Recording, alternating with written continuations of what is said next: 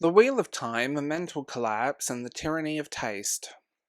On Fandom, Identity, and the Right to Hate Things. Hi. In 2020, when the world collectively lost its mind, I lost mine in silence. My second major breakdown didn't look like screaming or throwing things or vanishing into the wilderness, though the fantasy of that last one was tempting and still is. It was quieter. It was kind of an emotional implosion. I was floating through days like someone on a ghost ship, all sound muffled, all lights dimmed, my body moved, but I wasn't inside it. I did what many people do when they're coming undone. I tried to lose myself into stories. Books, films, video games, nostalgia, comforting narratives, fantasy. I wanted something bigger than myself. Something with order, a world with rules and systems and magic and prophecy, where broken people could shape fate with their will. I wanted myth, so naturally I turned to the Wheel of Time, and it almost broke me further. Let's be real. I had tried a long time ago to read the series before, and I couldn't remember it. But I knew its reputation, sprawling, epic, foundational. People spoke of it like it was the Old Testament. 14 books, characters that grow and change over decades. Some called it American Tolkien.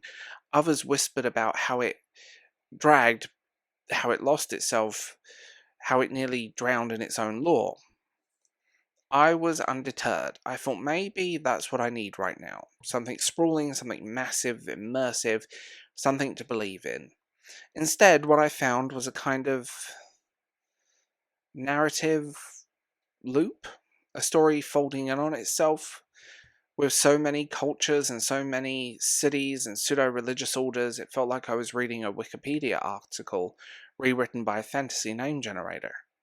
The world building is impressive. And I will say that, the world building, my god. Chef's kiss. But the poise had the emotional range of an instruction manual, and the characters, god, the characters, felt like avatars for tropes rather than people.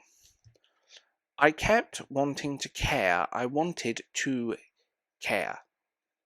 But every page felt like a negotiation. Every chapter was dry. How much can you tolerate before that you admit this isn't working? It's like a bad relationship. And you can see those videos if you go back to 2020 on my channel. I made a few videos about my experiences, not aggressive ones, maybe a little bit aggressive.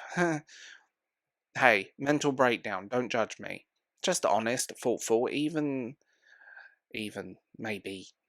I talked about how the books felt derivative to me, how the pacing drained me, how the characters didn't live on the page, and I admitted politely that I hated it. What came next was what I can only describe as a digital inquisition. The comments section lit up like kindling. I was accused of not understanding the series, or not reading far enough, or being lazy, or being the kind of person who probably likes Sanderson endings, or being a pseudo-intellectual. And, by the way, I got absolutely sick of seeing Daniel Greene's name in my comments. My god. And the most common one, you aren't smart enough to get it, which was hilarious in a grim sort of way, because I wasn't trying to get it like a puzzle. I was trying to feel something. I wasn't reading with a red pen. I was reading it with the last few fragile threads of my emotional stamina. I wasn't critiquing to be edgy or contradictory or clever. I was trying to survive. And that's something not many people know about that year. I won't talk about what happened in 2020 because this video will get demonetized. But 4 weeks in a hospital was not a fun experience. What shocked me wasn't that people disagreed. That's normal. Expected, healthy even. What disturbed me was the sheer vitriol, the idea that by disliking a book I'd attacked someone's personhood. We didn't talk enough about how the media and identity are fused into the algorithm age. Fandom isn't just community anymore, it's self. And if you don't enjoy the Wheel of Time, you are, if you didn't enjoy it, you are a Wheel of Time fan. You construct your online persona around it. You join Discord servers, create memes, wear t-shirts, make lore videos, defend its honor like a knight would that has no more dragons. And so, when someone criticizes a thing you've based your identity on, it feels like war. This is what... And I hate using this phrase because it's so misunderstood, but it's what late capitalism does to taste. It turns preference into personhood, it turns critique into violence, and it sells you a narrative that it convinces you that your soul lives inside that narrative, and if someone pokes holes in it, they're trying to unmask you. But here's the thing, a rad review of your favourite series isn't an attack, it's not a threat, it's just someone else's experience.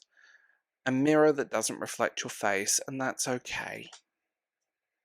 That is more than okay, that's healthy.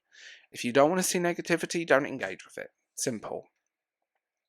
When the Amazon Wheel of Time adaptation came out, I had low expectations. But I will give credit, I did like the first episode. But after that, what I saw was worse. It felt like cosplay theatre. Gorgeous costumes. High budget sets, but absolutely no pulse.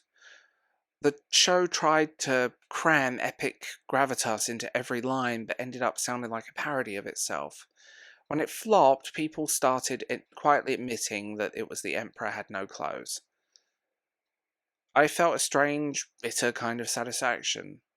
Not because I want things to fail, but because there's something deeply honest about failure that overhyped success can't touch. There's something human in watching billion-dollar projects trip over its own expectations and land flat on its face. We're not supposed to say that. We're supposed to mourn every expensive flop like a dead puppy. But sometimes failure is beautiful, sometimes it clears the ground, and sometimes it reminds us that stories, no matter how big, aren't sacred. They're just stories. That's it. Words on a page. A product for you to consume. I didn't finish The Wheel of Time. I stopped. And I can't remember where I stopped, but I'm sure someone in the comments will tell me. I didn't even hate it anymore by that point. I just didn't want to spend any more of my short life reading something that made me feel nothing. I wish I'd given myself that permission earlier. You're allowed to quit books, you're allowed to hate classics, you're allowed to say this doesn't work for me, even if it works for millions and others. You're allowed not to get it, or get it and still walk away. The most important thing is not the stories you consumed. You are not your Goodreads rating. You are not your favourite YouTuber's opinion. You are not fandom. You are you, a person, messy, contradictory, probably slightly haunted, trying to heal and changing, and sometimes the bravest thing you can say is it isn't for me and that's okay. That's being honest. As you can tell, I see a therapist regularly. Final thoughts. Or the review part 2 if you still care. What I liked. The ambition, the scope, the legacy, the work ethic behind its creation. Jordan clearly had vision and endurance. What I didn't. Flat characters, meandering pace, an emotional deadness I couldn't push through. Writing that often felt like it was trying to mimic greatness without embodying it. My verdict. Not my series, not my kind of myth. I respect it. I even understand why others love it, but I'll be shelving it forever. If the Wheel of Time saved you, that's beautiful. If that's your anchor, I'm happy for you. But for me, a mirror held up to my emptiness and showed me that not everything grand is meaningful. Not everything beloved is sacred. And that's a lesson I needed at the time too. Especially back then, and especially now. So, if you enjoyed that video, please tell me what you think in the comments below. Like, sub, and check out membership for Patreon, and exclusive videos you'll never get anywhere else. There's a lot of stuff on the memberships and for YouTube, and a lot of stuff on Patreon that YouTube wouldn't like, but it's there, so you can check it out. Also early access. Just so you know, and I'm going to end this very Now, just because I didn't like The Wheel of Time doesn't mean I hate you, because that seems to be what it comes down to a lot of the time.